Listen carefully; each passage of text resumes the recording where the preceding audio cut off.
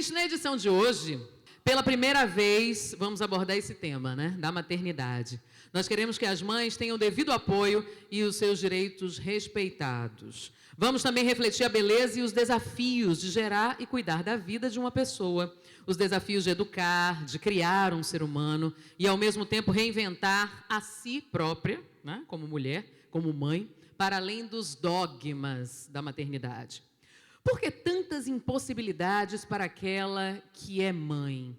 Porque a responsabilidade da criação de um filho ou filha ainda não é igualmente compartilhada com toda a família. E quem disse que há um padrão de educação? É possível estar grávida e continuar dona do seu próprio corpo? Hashtag não pegue na minha barriga. Sim, uma mulher pode ser mãe sem parir. É possível ser mãe como qualquer orientação sexual, sendo inclusive cis ou trans. Uma mulher pode decidir não ser mãe. É possível uma mãe errar. E, sobretudo, é possível, é justo, uma mãe sentir menos culpa. Ou não sentir culpa.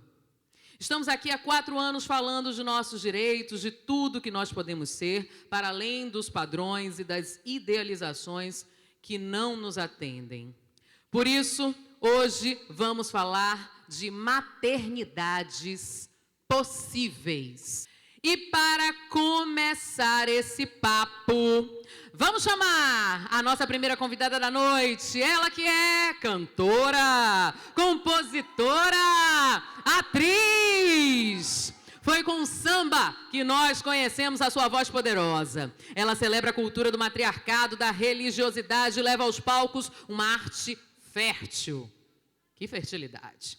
Com 15 anos de carreira e 7 discos gravados, mãe de 4 filhos, filha de Oxum, vamos dar boas-vindas a essa baiana que tanto nos orgulha, minha irmã, Mariene de Castro!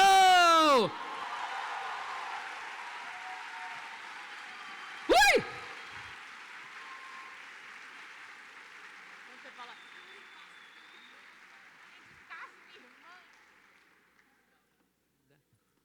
Fique à vontade. Nossa segunda convidada é mineira, era publicitária, recebeu um chamado desta nossa terra, a Bahia. Veio morar na ilha de Taparica e por aqui fez uma grande pesquisa que resultou na sua principal obra, Um Defeito de Cor. O romance conquistou o prêmio Casa de las Américas em 2007 e traz a visão de uma personagem negra que, entre muitas coisas, tem seu filho desaparecido. Há anos, o livro provoca reflexões diversas, inclusive sobre a maternidade. É também autora de peças de teatro, uma intelectual e pesquisadora atenta às demandas do nosso tempo. Eu convido ao palco Ana Maria Gonçalves!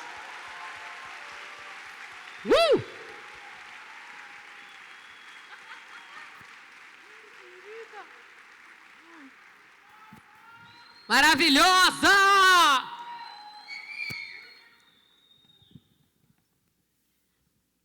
Boa noite. Boa noite. Esse caderninho é para combinar com o meu vestido? Lógico. Depois eu quero. Né? Essas coisas de lantejoula eu gosto. Olha, eu quero agradecer muitíssimo a vocês duas por estarem aqui hoje, nessa noite, nesse 23 de julho, nessa primeira edição do 4º ano do Mulher com a Palavra. A gente abrindo com esse tema que é tão caro, tão importante, que trata de todas as questões do feminino, né? Porque a gente está falando da maternidade, mas nesse sentido amplo. Então, eu queria que vocês, agora nesse início, falassem inicialmente de como vocês percebem isso, né? Cada uma na sua configuração, cada uma no seu espaço, e também, como eu disse, com esse recorte. E aqui a gente tem exatamente isso, né, Ana Maria, que faz essa experiência da maternidade de uma outra maneira, e Mariene também da sua forma, do seu jeito, mas com os seus 4 meninos e meninas. Eu acho que é um tema que durante muito tempo foi tabu discutir, né? Era algo que a mulher nascia, provavelmente os primeiros brinquedos, e quase todos os brinquedos que se davam na infância para elas, era a boneca, né? Numa preparação para a maternidade, enquanto os garotos tinham uma possibilidade muito maior de de oferta de brinquedos e de treinamento para um possível futuro, né? Então, acho que durante muito tempo, e até talvez aí década de 60, quando o advento da pílula, né, que a gente realmente pôde começar a controlar a concepção, a controlar o tempo, né, quando é que se queria ser mãe ou não. A partir daí, é um tema que voltou a ser, que começou a ser colocado em pauta. Né? E eu acho extremamente importante que isso seja discutido por toda mulher, né? E que seja uma opção. Né? Quem realmente quer ser mãe tem toda a minha admiração, todo o meu respeito, né? Mas eu acho que também quem não quer, como é o meu caso, né? Que possa escolher e não ser julgada pela sociedade como alguém que é egoísta, né? Como alguém que não é totalmente mulher. Né? Eu acho que esse julgamento vem desse sistema patriarcal, do qual a gente ainda não superou, e aí também eu acho vale a pena a gente comentar que esse julgamento também é feito por várias mulheres. Né? Eu ouço muito mais até de mulheres do que de homens esse julgamento, e a ideia de que eu sou mais mulher depois de que eu fui mãe. Né? E eu acho que a gente tem que tomar um cuidado aí essa coisa do sou mais mulher porque sou mãe, porque seria determinar o que é ser mulher, né? A partir do outro. Né? Mulher nunca pode ser completa por si mesmo. Né? Ela é sempre julgada e completa, e a sua completude é sempre colocada em relação a ter um companheiro ou a ter filhos. Né? Então, eu acho importante que a gente possa ser mulher por nós mesmas, né? Sozinha, com as nossas escolhas, com a nossa liberdade, com o direito aí de exercer outras maternidades possíveis também, que não somente a biológica. Né? Tá uma frase que eu adoro muito, é aquela: precisa-se uma tribo para criar uma criança. Né? E eu acho que eu faço parte dessa tribo. Eu estou aí ajudando, espero que esteja, né, ajudando a criar crianças, né, que tenham um papel relevante no futuro, tirando a gente dessas caixinhas que a sociedade insiste em colocar. Ana Maria Gonçalves, senhoras e senhores. Mariane de Castro. Bem, boa noite.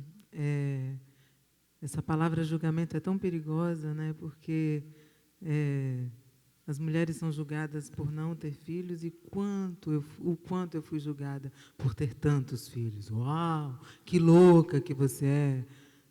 De novo grávida? Posso? Hein, Rita? Essa foi uma das frases que eu mais ouvi na minha vida. Mas, de novo, grávida, dá vontade de dizer assim, sim, e daí? Qual o problema? Posso? Eu escolhi ser mãe. E é uma escolha pessoal intransferível à vida de cada um. Entendeu? Assim, acho que a grande questão do julgamento e dessa coisa que virou né, esses segmentos de que a vida tem que ser uma coisa só. Não, a vida é o indivíduo, na sua experiência, na sua essência, na sua ancestralidade. Eu nasci mãe, mas e daí? Quem sabe do contexto da minha maternidade sou eu. Quem sabe de como foram todas essas gestações e os filhos também não biológicos que eu tenho, e tantos que se tornaram meus filhos, né, num abraço, num show, e pessoas que esperam esse abraço de uma mãe. Né? Da força que mora na água, não faz distinção de cor, e toda a cidade é do Oxum. Seja tenente ou filho de pescador, ou importante desembargador. Né? Então, a força que mora na água não faz distinção de cor. Isso quer dizer que nós estamos aqui a serviço da humanidade, não só dos filhos que eu gerei, que eu gestei, que eu amamentei, que eu sangrei. Né? E eu sou prova viva disso. Né? Eu escolhi ser mãe, eu escolhi compartilhar a minha maternidade com o meu trabalho. Ah, mas como você consegue? Conseguindo. Como a vida. A vida acontece. E acontece a partir de nossas escolhas. E cada um de nós pagamos o preço. Preço bom de ter um monte de menino em casa, de acordar cedo todo dia, de não ter tempo de ir no salão, de olhar cada sorriso e cada olhar, cada segundo, e me reinventar e me reanimar, de não ter direito, isso eu não tenho, nunca tive, direito de ter depressão, não tinha. Por quê? Tinha que acordar, meu bem. Levanta que tem que fazer a vitamina, tem que correr atrás, tem que botar... Entendeu? Tem que fazer a vida acontecer. Então, eu acho que... Mas é a minha história. A minha história, claro que é diferente da sua. Quantas vezes eu ficava brincando, dizia, Rita, vamos parir, minha filha.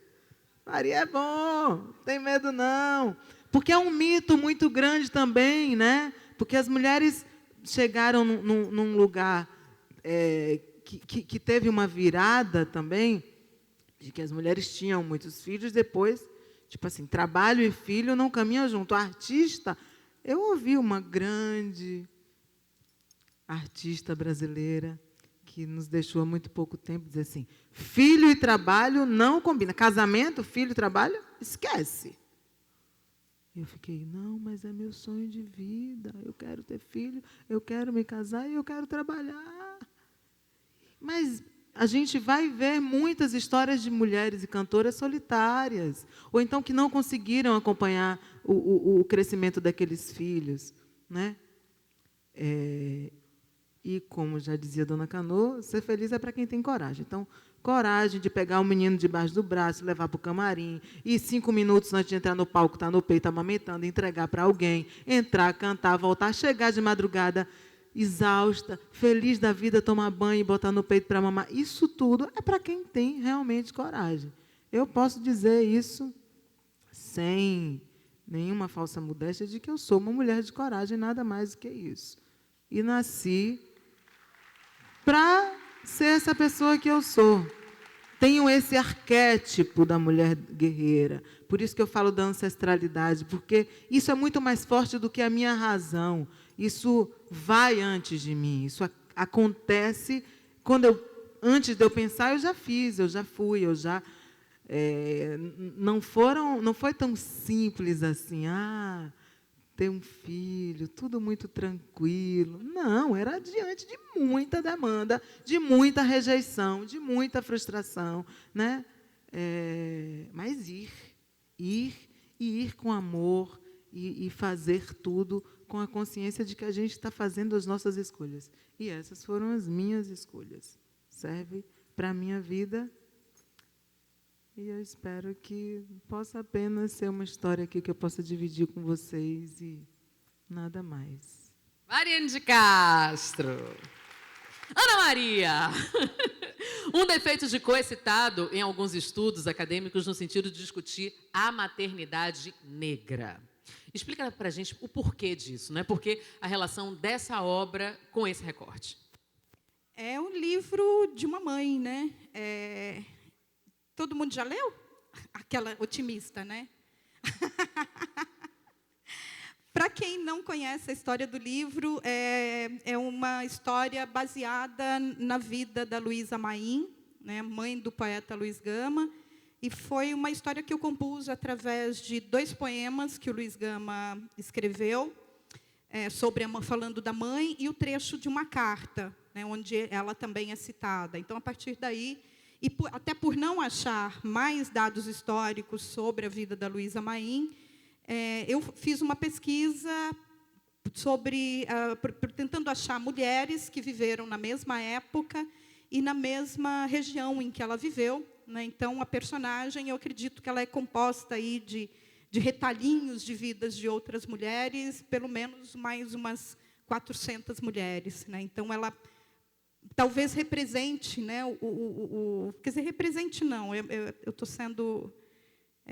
acho que não chega tanto, mas a tentativa de ser mais ou menos um retrato, né, ou uma ideia do que era ser uma mulher negra escravizada no Brasil do século XIX.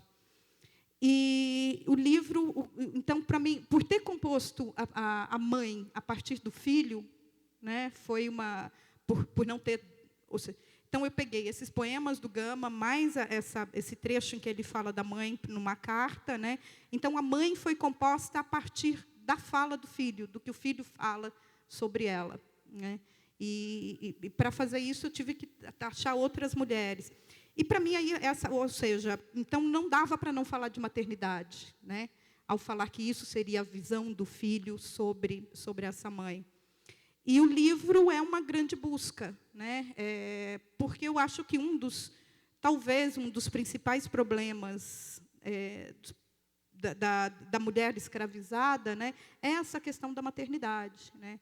É um corpo que nunca pôde ser autogerido. Né, um corpo sempre tido, eu acho que tanto da mulher negra quanto da mulher indígena no Brasil, é um corpo que sempre foi tratado como propriedade, né, e um corpo que servia para a reprodução, não de humanos, mas reprodução de escravidão, porque o que nascesse daquele corpo era também escravo. Né? Tanto que a gente não para muito para pensar no poder de nomes como, por exemplo, Lei do Ventre Livre. Né? É um absurdo isso. Precisou ter uma lei para que o útero da mulher fosse libertado, né? Fosse tirado desse rol de propriedades dos senhores e senhoras que tinham todo o direito de qualquer coisa que viesse dele. Então, era isso que eu acho que me deu vontade de discutir nesse livro. Né? O quanto o Brasil foi fundado em cima dessa reprodução de escravidão, de racismo, de machismo, de colonialismo, de patriarcado. Né? Ou seja, e principalmente porque isso me fala muito diretamente. Né? Uhum. Eu sou filha de mãe negra com pai branco, né? E, com certeza, o primeiro brasileiro que nasceu nas nossas terras, ele foi fruto de um estupro de um homem branco no corpo de uma mulher negra. Né? Então, é algo que a mim fala diretamente, principalmente porque os mestiços brasileiros eles sempre foram usados numa tentativa de justificar uma falsa ideia de democracia racial, né? De convivência pacífica, harmônica e amorosa entre senhores e as suas escravas. Né? Então, para mim, foi importante escrever o livro a partir daí. Né? Um recorte social, uma tentativa de um retrato do momento histórico e do local social onde essas pessoas estavam vivendo, mas na voz de uma mulher que nunca pôde exercer, nunca teve tranquilidade, nunca teve posse do próprio corpo para exercer tranquilamente a sua maternidade. Conceição Evaristo, quando esteve aqui, quem esteve na edição de Conceição Evaristo? Muito bem. Quando esteve aqui, ela falou que pouco se fala da mulher negra na literatura brasileira como mãe. Né? É sempre o corpo da mulher, né? As formas da mulher. Essa mulher preta, essa mulher negra é um objeto. Né? Então, como é que você vê isso? Porque aí não é natural. Entendeu? O que seria natural, né? Uma condição natural, não é natural. Somos sempre algo a ser conquistado, ou um troféu, ou um corpo, ou, enfim, um objeto. Aí está aqui o caderninho, por isso que eu trouxe, porque eu tinha uma estatística aqui que eu queria falar, a partir dessa questão da literatura, né, da representação do corpo da mulher na literatura brasileira. Tem uma pesquisa muito interessante de uma professora da Universidade de Brasília, chamada Regina Del Castanho. Ela investigou, nas 8 principais editoras brasileiras, todos os romances que foram lançados ao longo de 10 anos. São números assim alarmantes. Ou seja, a gente já sabia, né, que a literatura brasileira é extremamente elitista. Né? Quem publica nas grandes editoras são homens brancos, héteros do Sudeste. Né? E que contam contam histórias que giram ali em torno dos seus próprios umbigos. Né? Então, é óbvio que o universo de uma mulher negra ou de uma mulher indígena não faz parte desse universo, a não ser como um corpo ao seu serviço. Né? São as empregadas, são as prostitutas, As mulheres não são mulheres com quem eles se relacionam horizontalmente. É sempre numa hierarquia, né? E ou seja, que se reflete na literatura. E nessa pesquisa dela, todos esses livros publicados ao longo de 10 anos, né, só 2,7% dos narradores, os personagens narradores dos livros, são negros. Né? Ou seja, num universo de 100%, só 2,7% são negros. Né? E 86,9% são brancos. Desses narradores que são protagonistas das suas próprias histórias, existem 33 mulheres negras e 83 mulheres brancas. O resto tudo são homens brancos. Né? E existe como narrador, né, ou seja, como é o caso da Kendé, por exemplo, né, uma mulher negra e 52 mulheres brancas. Então, é uma disparidade muito absurda. Né? E é óbvio que esses narradores, protagonistas e escritores brancos, né, estão falando somente dos seus próprios universos. Né?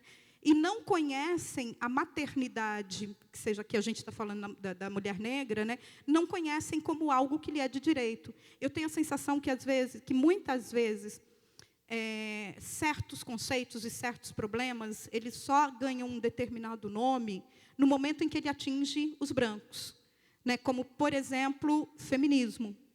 Né?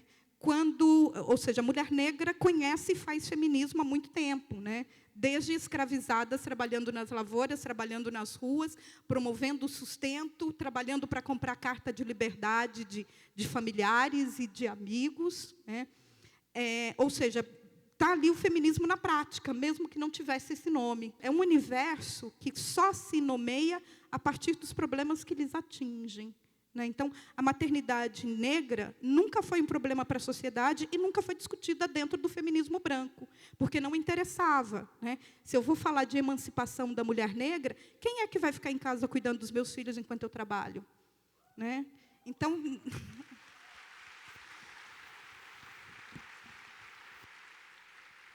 E tendo a literatura como reflexo desse pensamento hegemônico da branquitude, né, ela não está refletida nos nossos livros, nos nossos filmes, no teatro, eu acho que na arte em geral, né, porque os negros não possuem nem os mecanismos de produção, nem de distribuição, né, que é algo que eu acho que a gente urgentemente precisa começar a conversar sobre isso na sociedade. E quando você fala em temáticas e termos, né, que a sociedade só toma para si, só problematiza a partir do momento que as pessoas brancas, né, os homens ou mulheres brancas, a depender da questão, trazem à tona, colocam uma luz em cima disso, a gente precisa falar de violência obstétrica. De uns tempos para cá, a gente tem falado muito sobre violência obstétrica dentro do feminismo, né, o feminismo no sentido mais amplo, mas é preciso lembrar que sempre as mulheres negras, as mulheres pretas foram subjugadas durante todo o seu processo, desde a concepção, né, desde o momento que ela se descobre grávida, até a assistência dos seus filhos e filhas pequenos. As mulheres negras têm, nas maternidades públicas, ainda hoje, a negação de todos os seus direitos. Os planos de parto não são respeitados quando são apresentados, os pedidos. E aí eu estou falando do básico, analgesia, anestesia é negada quando uma mulher solicita, porque ela tem esse direito. Ela pode chegar com um plano de parto, ela pode chegar querendo de fato, né? Não quero analgesia, quero da forma mais natural possível, etc. Mas no meio do caminho pode solicitar, querer, e isso lhe é negado. E tantas outras coisas, né? Episiotomia, que é o corte, numa tentativa, enfim, numa justificativa, melhor dizendo, de facilitar a saída do bebê, e tantas outras questões. Então, é preciso que nos unamos nisso. Estávamos falando hoje sobre sororidade, né? E o quanto, em muitas situações, e nesse peculiar, que é um dos momentos mais delicados, a mulher está sensibilizada, às vezes não conhece aquele universo, porque é a primeira vez, e cada gravidez é de um jeito, mas, enfim, a primeira vez, a primeira gravidez, o primeiro movimento para o parto assusta, dói, incomoda, enfim, é um passo mesmo para o desconhecido, e lhe é negada essa assistência no serviço público de saúde deste país. E as mulheres que estão lá para operacionalizar isso, médicas, enfermeiras, técnicas, ou por ressonância, porque também lhes foi negado na sua vez, ou por conta desse sistema que é muito perverso, é muito cruel, também fazem isso. Também dizem, não, na hora estava bom, quando fez estava bom. Quanta gente já ouviu isso, né? Muita gente já ouviu isso. Não. Ou então os conselhos. É muito cruel isso, gente. Olhe, está sentindo dor? Não grite. Está sentindo dor? Não gema. Está sentindo dor? Não peça ajuda. E tem uma coisa que eu descobri há pouco tempo, ouvindo relatos de mulheres que pariram em instituições públicas aqui do nosso estado e de outros lugares pelo país, de que as mulheres, quando chegam, principalmente as mulheres que nunca tiveram filhos e que são colocadas no soro, à medida que aquela dilatação vai acontecendo, né, e a falta de paciência da equipe, é dito a elas, vou dar um negocinho para você relaxar. E elas injetam a ocitocina no soro. Elas, quando eu falo, são as administradoras, né? A enfermeira, a técnica, injetam a ocitocina no soro. Essa mulher começa a sentir muito mais dor. Esse trabalho de parto, às vezes, é acelerado, às vezes não é. Se acontecer, se ela tiver a sorte de acontecer, ela consegue parir do jeito que ela programou, enfim, ou sem nenhuma necessidade de intervenção, ou então ela já é imediatamente levada para a sala de cirurgia e mais uma cesariana é feita. Então, é preciso que nós todas, as que têm filho, as que não têm, quando a gente tiver essa possibilidade, que disseminemos essas ideias e essas informações para aquelas ou que não têm, ou que ainda não conhecem esse universo, porque eu, sinceramente, só me apropriei disso depois que me vi grávida e fui procurar e fui entender, porque eu não achava que era tudo um mar de rosas, sabia desses absurdos até pelo exercício do meu ofício, mas dessas minúcias, desses detalhes, eu não sabia e fiquei realmente assustada. E aí fico o tempo todo falando, sororidade é lindo, é maravilhoso, mas é preciso que a gente se aproprie e faça sororidade em todas as ambiências.